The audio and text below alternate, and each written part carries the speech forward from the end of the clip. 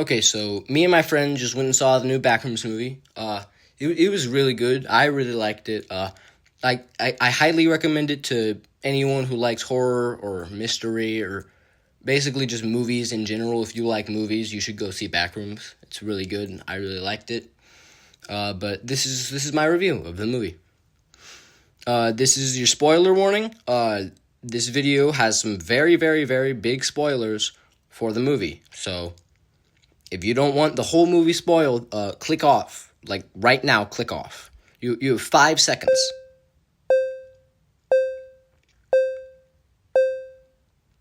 Okay, so the movie sort of opens up by setting up Clark, he's the main character, as he's this failed architect who he runs a low-end furniture store. He goes to therapy to deal with like stress from his life. He has a lot of issues. I mean, I felt that he's definitely not a stable person. You can tell from like his first therapy session because him and his therapist do this like I don't remember the name of his therapist, so I'm just gonna call her therapy lady for this video. But well, they're doing this acting exercise where like the whole reason of his stress is where his wife left him, and as he puts it, kicked him out of his own house. And they do this acting exercise where she pretends to be his ex-wife, and he is him, and then he gets really, really angry and like is freaking out because he's like, crazy. Not crazy. He's not crazy. He's just he's not a stable person. He's really angry, and so basically that's how the movie establishes him and therapy lady. But so let's get into the main plot. So Clark has an electrician come in and look at his breaker box in his furniture store because like his lights are flickering and whatnot. So and like there's these switches that are like messed up and don't do anything. It's like they're at a weird angle and they're the wrong color and they're in the wrong spot. It's kind of weird. Backrooms like stuff in the walls and whatnot stuff. But basically they don't do anything and it's weird, and the electrician leaves because he's not a very good electrician. He just looked at the breaker box and said, yeah, you got some switches that shouldn't be there. All right, bye. I don't know why your lights are flickering. Like, you're an electrician. You should be able to figure this out. But apparently not, because he's, like, poor, I guess, so he can't hire a good electrician.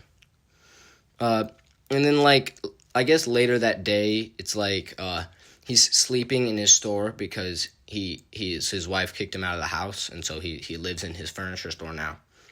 And, like, the lights start flickering, and he goes and checks the breakers. But now, like, the messed up ones are the ones that are working on the lights, and none of the other ones do anything. Yeah, I guess that's how it works. But then, as he's like going back up to go to sleep, he notices this like slit in the wall where light's coming through, and he goes there, and that's the door to the back rooms. That's how he gets in. And then he finds the back rooms, and he's like going in and like looking around and being like really, really confused and whatnot. He's, like, exploring it, so.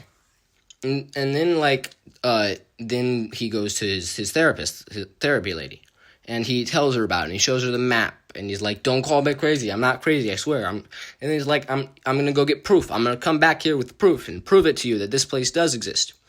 And so he has his employees, their names were Kat and Robbie, I think, I'm not sure, I'm kind of bad with names, but they to film and help him explore. They have a camera that he wants to borrow, and so they look around with the cameras.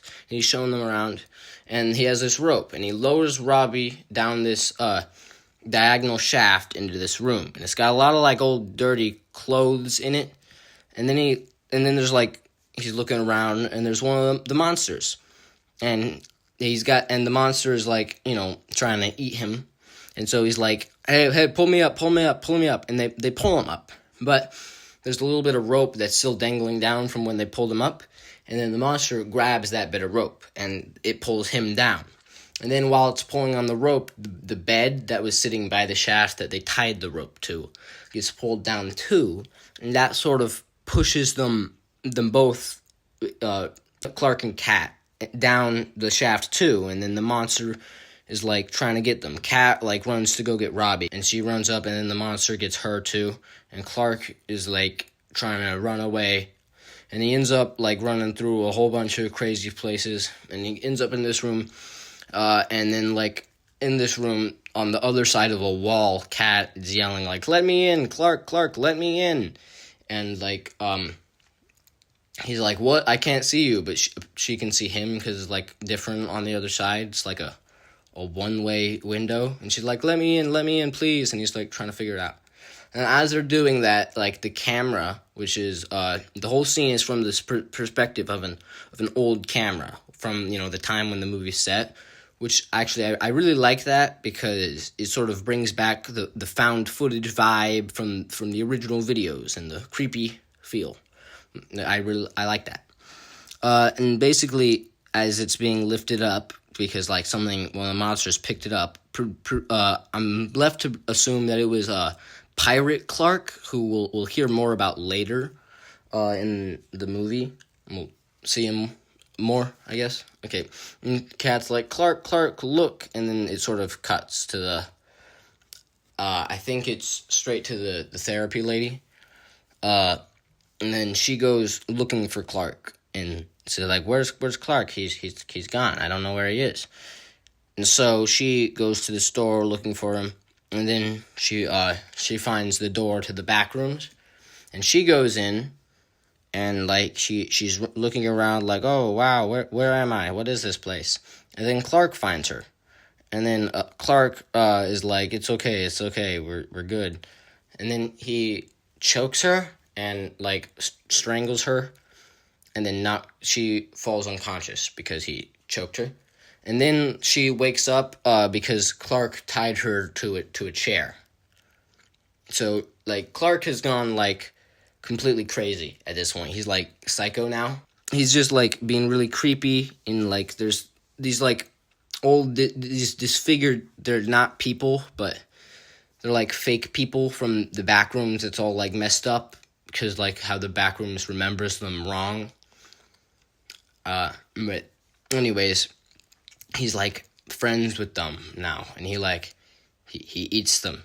He's like, I guess, but he's like, look, you can eat them too. They don't feel pain. They're perfect. They're so great. You can eat them. And he like rips out some of the stomach of a fat guy, and it's like wet styrofoam, and he puts it on the plates, but they don't actually ever eat it. It's sort of just sitting there, and then he's like, no, I want you to do the acting thing again, and then I'll let you go.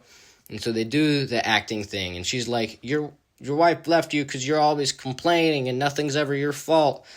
And he's like, what, no. And then like, I don't really remember the exact details, but she said, no, you don't have to change. You can stay what you are, and you can stay here in the Backrooms, because he said he likes it in the Backrooms. And so he's like, yay, I can stay. And then Pirate Clark comes in. He's the remembered Backrooms version of Clark, and he's like, it's a really big monster thing. It looks like him in his pirate outfit that he does the commercials in for Captain Clark's Ottoman Empire, his furniture store. And basically, it picks him up, and then it's like, no, she said that we don't have to change. We can stay here. We can be perfect and happy. And then Pirate Clark eats him. It bites him, and then blood spews, and he's dead because it ate him. It's kind of weird. I don't know why. I guess he was like friends with it earlier, but now it's just eating him. And so it starts like chasing therapy lady, and she's like running away, and then like she's running through everything, and then she runs into async people who've like set up, I think they set up a trap for the Pirate Clark. They'd set up a trap to catch him, and the triggers, she like is fighting it, and she like fights it, and then they get it, and so she gets saved by the async people, and they capture the Pirate Clark, and then she's like in Async's headquarters, and like one of the workers there is like, I think it's the worker, it might be the head guy at Async, I'm not sure, but he was interviewing her, and then And then he's like, yeah, this is like a huge, big thing. Huge thing. This is a big, great discovery. The Backrooms. They didn't actually say the Backrooms, but. And that is basically the whole movie. That's it. Yeah. So, this is definitely gonna get some sequels and probably prequels, and it's gonna branch out into like a huge franchise.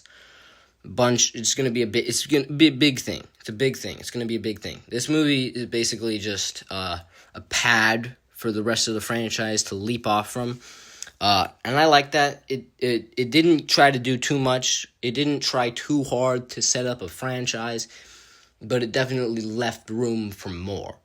Like Superman 2025, it was trying too hard to set up for a cinematic universe and have a whole bunch more movies. But this one, it did it in a different way from Superman. Superman set up for more movies by introducing a whole bunch of characters and having a whole big thing instead of focusing on one thing.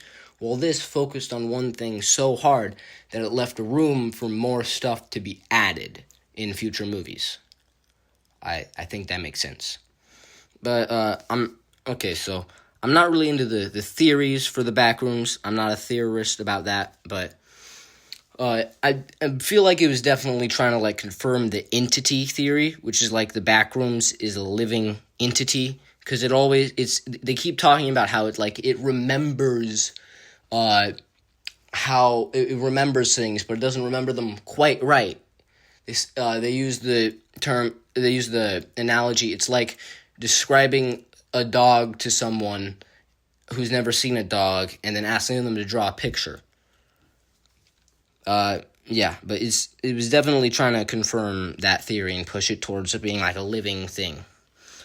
Visually, the movie looked wonderful. All of the monsters and things I'm pretty sure they were done practically with puppets, which is really nice. They had puppets and models.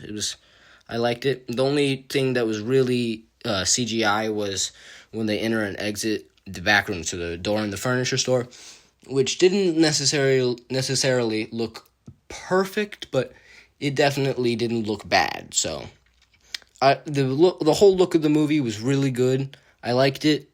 I liked it a lot. It was really good. Yeah. I can't wait to see where Kane Parsons takes this, and I'm also really looking forward to see what this sort of opens up for theorizing in the theory community with like the lore of the Backrooms. So, that's basically it. If you liked it, like the video, hype the video, and subscribe, please.